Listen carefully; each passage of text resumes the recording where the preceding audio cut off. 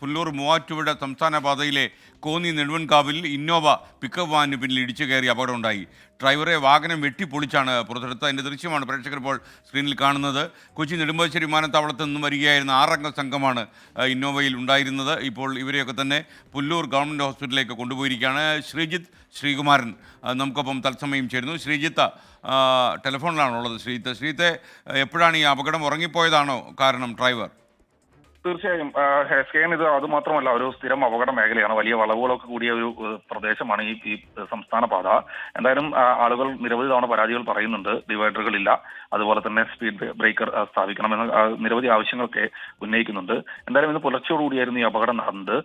ഇവർ നെടുമ്പാശ്ശേരി എയർപോർട്ടിൽ നിന്ന് ഒരാൾ വിദേശത്ത് വന്ന ഒരാളെ കൊണ്ടുവരാൻ വേണ്ടി പോയതാണെന്നാണ് മനസ്സിലാക്കുന്നത്. 6 പേർ വാഹനത്തിലുണ്ടായിരുന്നു. ഡ്രൈവർ ഉറങ്ങിപ്പോയത് തന്നെയാണ് അപകടത്തിന്റെ കാരണം. ഇടിച്ചു കയറി ശേഷം നാട്ടുകാരെല്ലാവരും ചേർന്ന് ഇന്നോവ വാഹനം വെട്ടിപ്പൊളിച്ചാണ് ഈ ഡ്രൈവറെ പുറത്തെടുത്തത്. ഇതിന്റെ പരിക്ക് ഗുരുതരമാണ്. പുനലൂർ സ്വദേശികളാണെന്നാണ് മനസ്സിലാക്കുന്നത്. ആശുപത്രിയിലേക്ക് മാറ്റിയിട്ടുണ്ട്. ഡ്രൈവറുടെ പരിക്ക് ഗുരുതരമാണ്. മറ്റുള്ളവരുടെ പരിക്ക് അത്ര ഗുരുതരമല്ല, കുഴപ്പമില്ല എന്നാണ് പറയുന്നത്. എന്തായാലും എല്ലാവരെയും ആശുപത്രിയിൽ പ്രവേശിപ്പിച്ചിട്ടുണ്ട്.